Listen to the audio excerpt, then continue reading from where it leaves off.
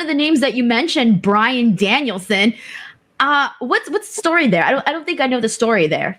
I saw him wrestle in Canada. He was with ROH, and he was doing like a spot show for somebody in Canada. And I saw him, and I was like, damn, who is that guy? Like, he was already good. He just was 160 pounds and like 5'10". And I was like, man, who do I know in Canada that would know this promotion? And Ricky Corderas, Jimmy Corderas. And I called Jimmy. I said, Jimmy, you know these people, man? I'm trying to get a hold of that guy that worked their main event. And he was like, all right, let me reach out. And he came back and gave me a phone number. And it was Brian's number. And I said, hey, man, like, you good as hell, man. I was like, you ever thought about going to WWE? And he was like, yeah, right.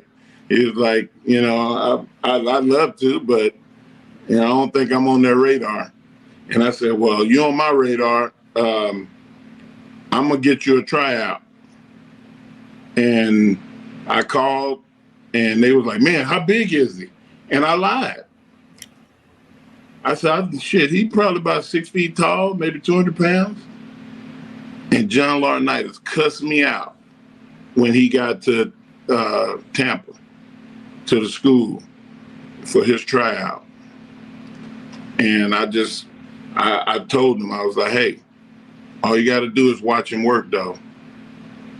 And they watched him work, and they were like, holy shit, dude is good. And I ain't catching no more heat.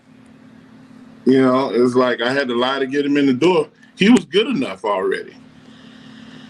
I didn't have to teach him nothing. I never taught Bryan Danielson nothing. I opened the door.